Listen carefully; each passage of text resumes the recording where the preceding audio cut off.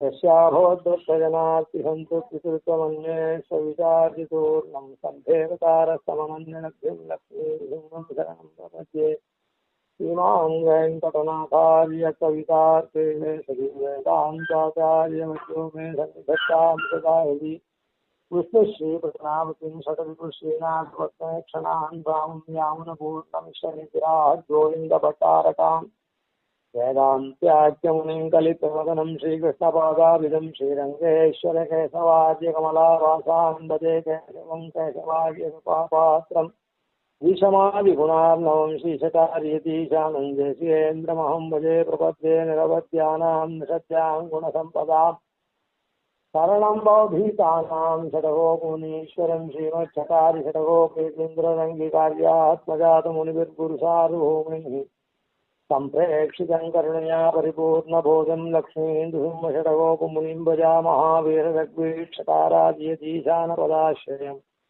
वादूलवंशतिलकं वन्दे श्रीकृष्णदेशिकं श्रीरङ्गदेशयतीन्दुना करुणया स्वादिप्रेक्षितं यातश्रीनर्मकार्यमुनिः स्वादां गुजेन्द्रिरन्दान् तीक्षान्तिदयादिविश्वमणैः भान्तं बुधाग्रेशकं श्रीमद्रङ्गशतार्योपतिं शयोनिधिं संशये श्रीमच्छ्रीरङ्गपृथ्वीश्वर षट्हरिगुणा संयमीन्द्रेण दृष्टं निस्तात्मानं सुमे नरहरिषडियोगिनेतु प्रसादात् प्राज्ञ श्रीरङ्गकारिप्रभयतिपतेः प्राप्तलक्ष्मीन्दुसिंहास्थानं सेवे यतीन्द्रं सकलगुणनिधिं वीररघ्वीक्षकारिं श्रीरङ्गनाथषडगोपेन्द्रदृष्टं लक्ष्मीन्दुसिंहषडजिकरुणैकपात्रं श्रीरङ्गवीरगुराक्षडगोपहृद्यं वेदान्तदेशिकेन्द्रमहं प्रपद्ये श्रीमद्रङ्गशताहरिसंज्ञराल्लब्धागमान् तद्वयं श्रीमद्वीररघूद्वहाद्यषडजित्पादारविन्दाश्रयं श्रीमद्वेदवतं सदेशिकेते कारुण्यवीक्षास्पदम् सेवे रङ्गधुरीण शासनवशं नारायणं योगिनं श्रीमद्रङ्गशताहरियोगिचरणन्यस्तात्मरक्षाभरं श्रीमद्रङ्गशतारिवीरगुराल्लब्धागमान् सत्यं ईर्ष्याडम्बविवर्जितं शुभगुणैः भान्तं महद्वंशजं वन्दे वत्सविभूषणं बुधवरं श्रीकृष्णमार्यं सदा वेदान्तदेशिकेतीन्द्रकटाक्षलब्ध त्रय्यन्तसारमनवद्यगुणं बुधाग्र्यं नारायणाद्यैश्वर्यकृपाभिषिक्तं श्रीरङ्गनाथेशेखरमाश्रयामः यो नित्यमच्युतपदाम्बुजयुग्मरुक्मं व्यामोहतस्तदितराणि तृणाय मेने अस्मद्गुरोर्भगवतोऽस्य दैकसिन्धोः रामानुजस्य शरणौ शरणं प्रपद्ये प्रणामं लक्ष्मणमुनिप्रतिगृह्णातु मामकं प्रसादयति यत्सूक्तिः स्वाधीनपतिकां श्रुतिं कमप्याद्यं गुरुं वन्दे कमलागृहमेदिनं प्रवक्ता छन्दसां वक्ता पञ्चरात्रस्य यस्वयम् இன்றைய தினம்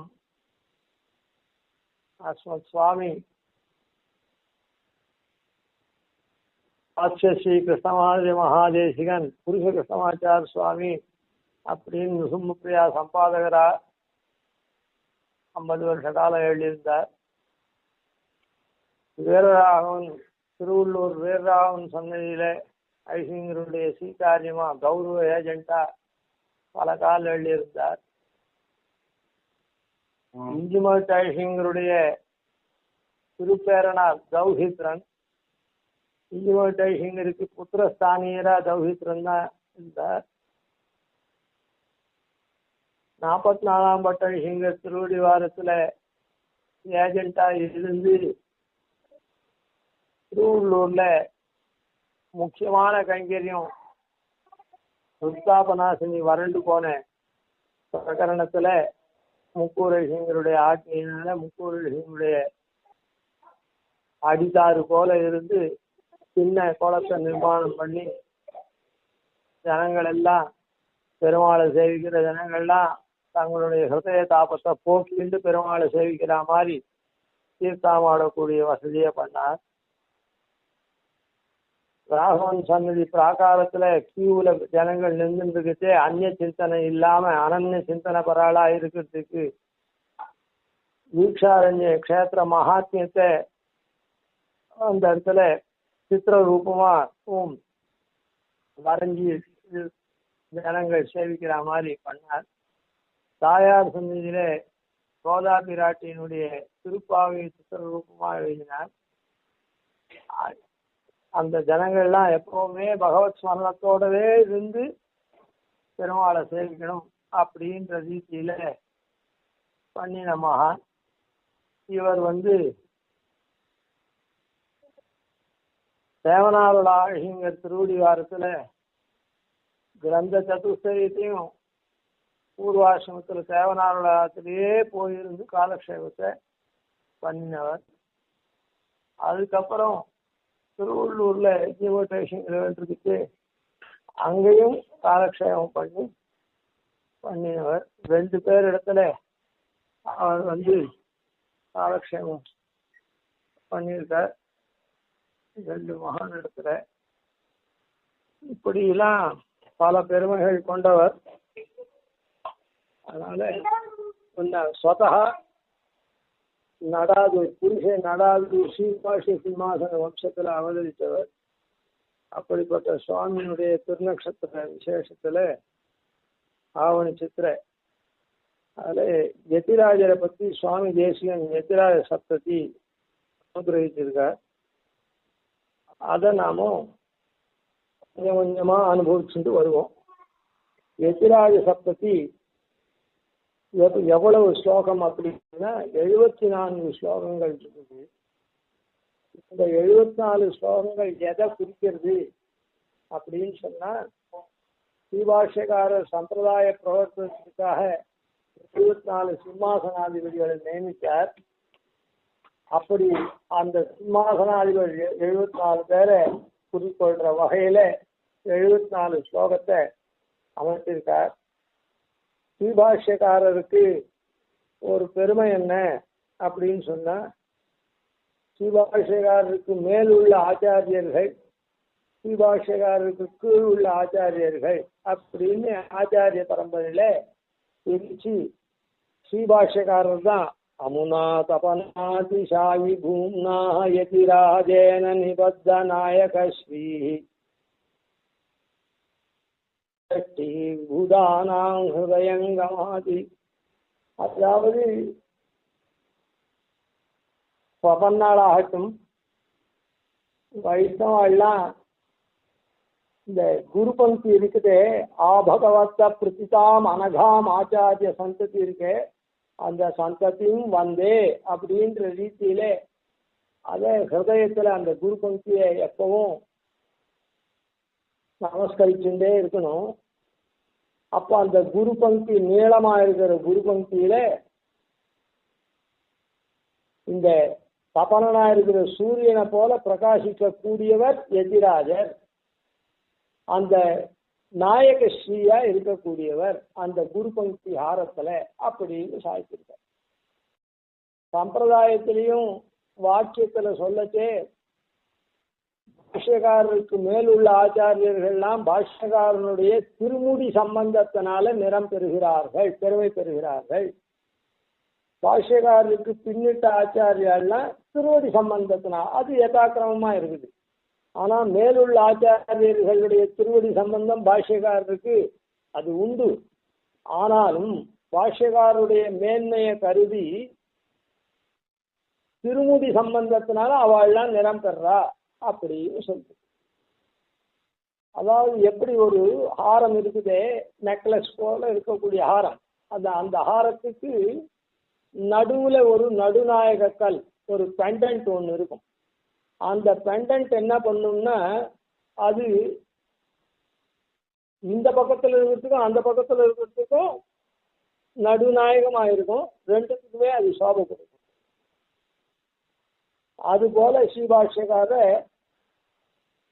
யதிராஜேன நிபத்த நாயக ஸ்ரீஹி மகதி குரு பங்கி, இந்த மகதி பெரிய குரு பங்கியா இருக்கிறது ஆரமானது எதிராகிற அந்த நாயக ஸ்ரீ நாயக கல் போல விளங்குறதுனால பெருமை பெறதுன்னு சுவாமி தேசிகன் அதை ஸ்லோகமா பண்ணியிருக்கார்.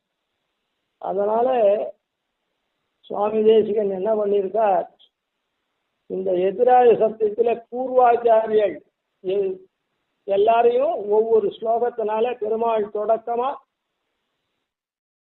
பாஷ்யக்காரருக்கு ஆச்சாரியனா இருக்கக்கூடிய பெரிய நம்பிகள் வரையில் அதான் அவளுக்கெல்லாமும் ஒவ்வொரு ஸ்லோகம் பண்ணி அதுக்கப்புறம் பாஷ்யக்காரரை பத்தி மீதியே பண்ணியிருக்கார். அதனால பாஷ்யக்காரர் நடுநாயகமா இருந்து இந்த ஆரத்தை விளங்க செய்கிறார்னு சொல்றதுனால அப்படியே சுவாமி தேசிகன் அந்த ஸ்லோகத்திலையும் அந்த பூர்வாச்சாரியாலாம் ஒவ்வொரு ஸ்லோகத்தினால் அனுபவிச்சிருக்கார். அதில் தான் இது முதல் ஸ்லோகம் கமப்பியாத்தியம் குரும் வந்தே கமலாகிரகமேதினம் பிரவக்தா சந்தசாம் வக்தா பஞ்சராத்திரஸ்வயம் அப்படின்னு அது ஸ்லோகம். அது பெருமாளை சொல்லக்கூடிய ஸ்லோகம். இந்த குரு பங்கியில பிரதமாச்சாரியன் பெருமாள், ரெண்டாவது ஆச்சாரியன் விராட்டி, மூணாவது ஆச்சாரியன் விஸ்வசேனர் நம்ம ஆழ்வார் அப்படின்னு நாதமுனி உய்ய கொண்டார் மணக்கால் நம்பி அப்படின்னு வருது. சரி, ஆனா இந்த எத்ராய சப்தத்தியில சுவாமி தேசிகன் பாஷ்யக்காரர எப்படியெல்லாம் ஸ்தோத்திரம் பண்றார் அப்படின்னு சொல்றதுக்கு சுவாமி தேசிகனுடைய அவதாரத்தை சொல்லத்தே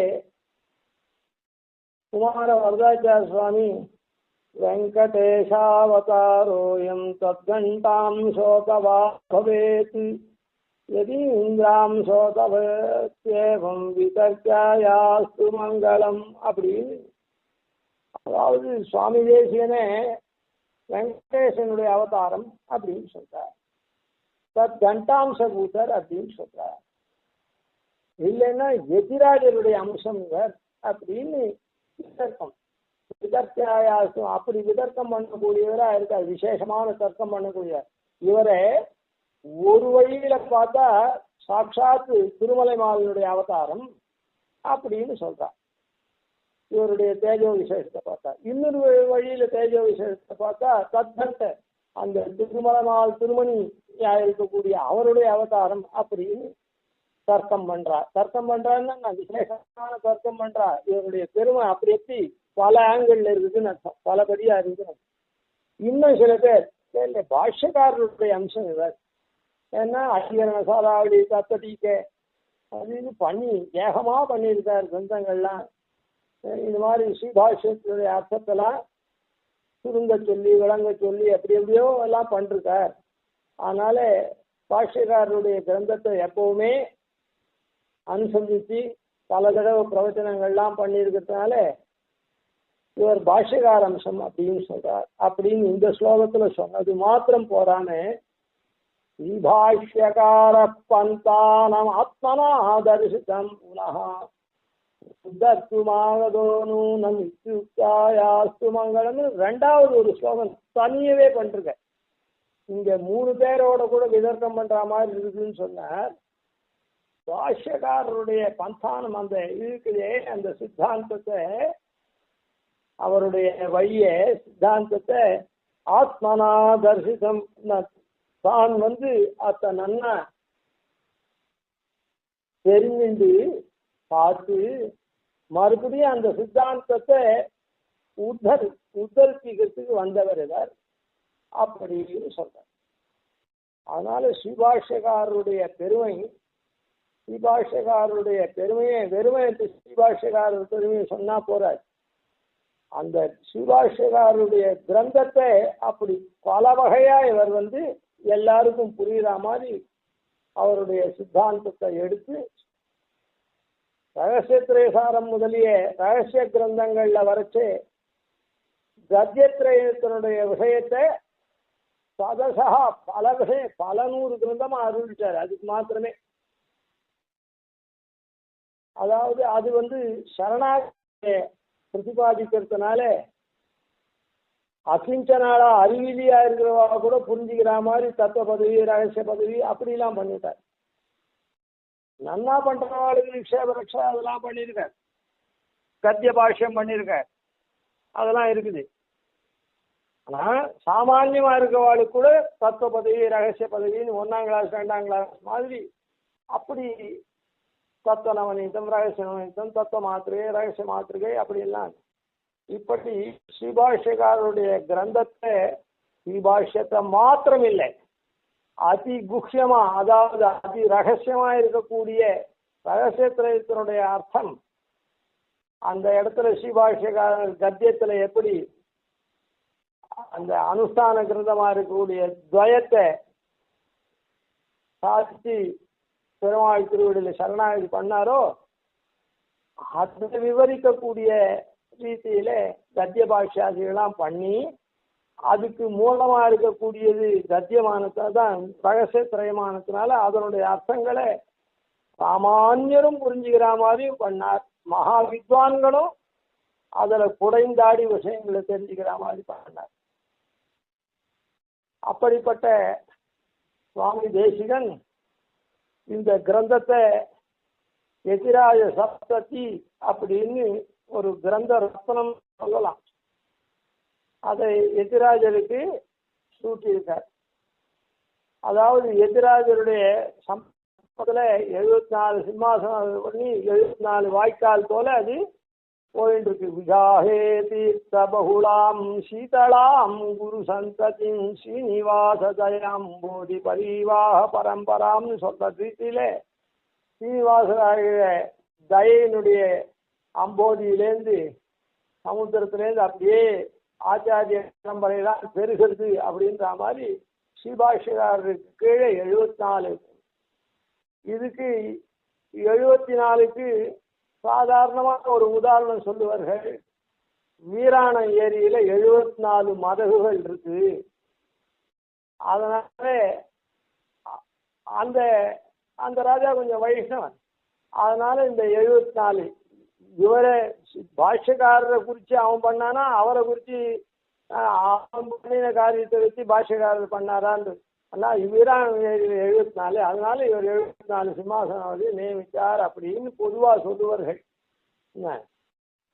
எது அதில் பௌர்வா பௌரி எது, எதை பார்த்து எது இது இல்லை. இதுக்கெல்லாம் ஆஸ்பதம் என்ன அப்படின்னு சொன்னா, நுசும்மன் இருக்கானே, லோகத்தெல்லாம் காப்பாற்றக்கூடிய நுசும்மனுக்கு 74 ரூபங்கள் ஒரு மாதிரி சொல்லியிருக்கு, 74 திருநாமங்கள்.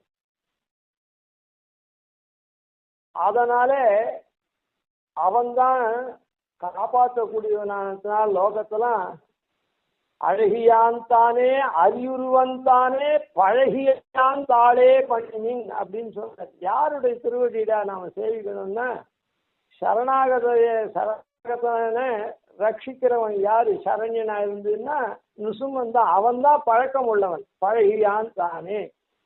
மற்றவாள்லாம் ஒரு காரியத்தை பண்ணணும்னா பழக்கம் இருக்குவா, நல்லா அனாயாசமா பண்ணுவா, பழக்கம் இல்லாதவா தடவின்னு இருப்பா.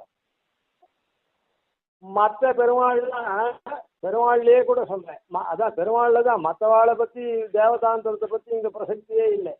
அவளுக்கெல்லாம் இந்த சரணாகத ரட்சணம் நிறைய பண்ணி வழக்கம் இல்லை. இவன் தான் பழகியான் தானேன்னு யார் சொல்ற, அழகியான் தானே தானே. அவன் ஏன் அழகா இருக்கான் அப்படின்னு சொன்னா இருக்கிறதுனால அழகா இருக்கான் அப்படின்னு பொதுவில் சொல்லுவார்கள். அப்படி இல்லை, சரணாகத ரட்சணம் பண்றதுனால அவன் அழகியானா இருக்கான், அது அவனுக்கு பழக்கமா இருக்குது. அதனால பழகியான் தாளே பணி. அப்படிப்பட்ட அந்த வைஷ்ணவத்துல தான் வைஷ்ணவ ராஜாவா இருக்கக்கூடியவன் அந்த வீராண ஏரிக்கு அதனால்தான் 74 மதகு வச்சிருக்கான். சுவாமி பாஷ்யக்காரரும் 74 சிம்மாசனாதிபதியை நியமிச்சது அதனால தான். அதாவது நுசும்மன் தான் பண்ண, அதனால்தான் 74 சிம்மாசனாதிபதிகளுக்கும் நுசும்ம விக்கிரகத்தை பிரதிஷ்டை பண்ணி கொடுத்தார் திருவாராயணத்துக்கு. அதனால இப்படி பாஷ்யக்காரருடைய பெருமை இப்படி இருக்கிறதுனால என்ன இவர் 74 அதாவது அந்த மகான்களையும் ஸ்மரித்ததா இருக்கும். அந்த நுசும்மன் அந்த நுசும்மனையும் ஸ்மரித்தபடியா இருக்கும்.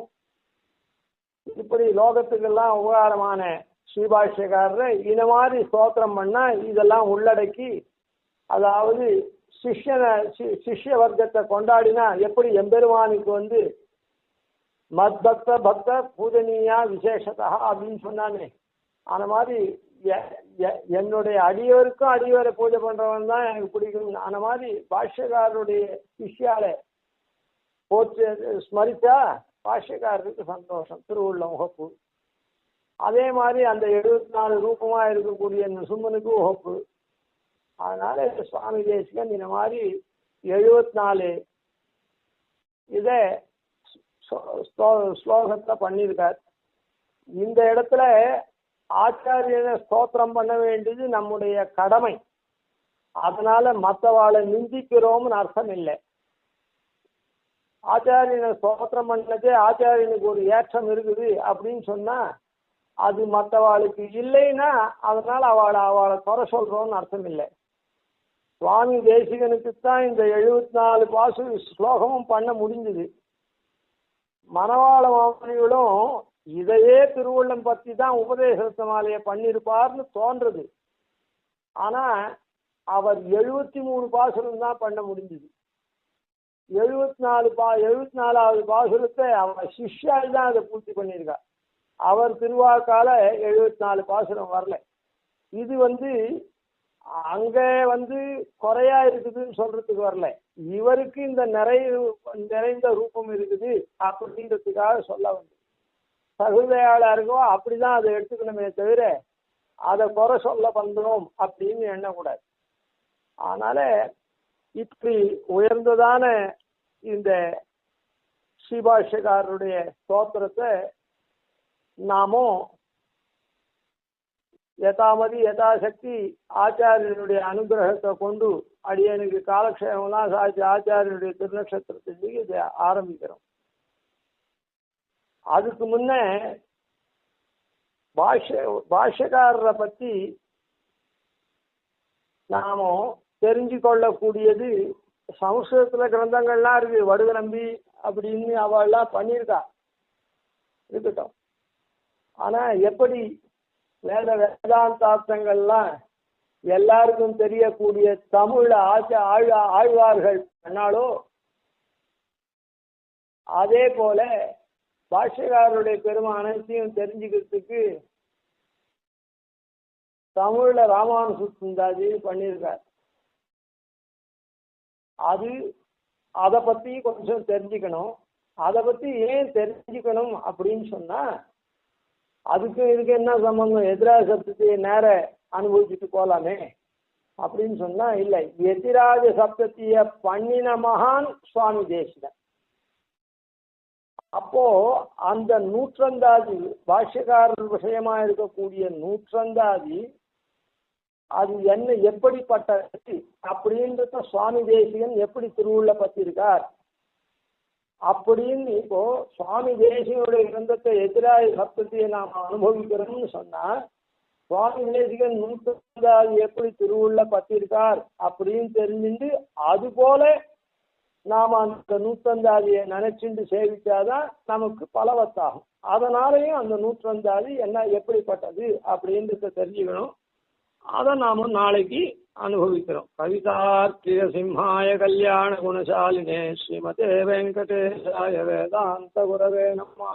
ஹரிவன்ஷடகோபாதி யதிவர்யான் பஜ்யனிதம் ஸ்ரீரங்கபூர்வசரஜித்விதீசான பதாஸ்ரயம் ஸ்ரீவத்சவம் ஸ்தலகம் வந்தே ஸ்ரீகிருஷ்ணதேசிகம்.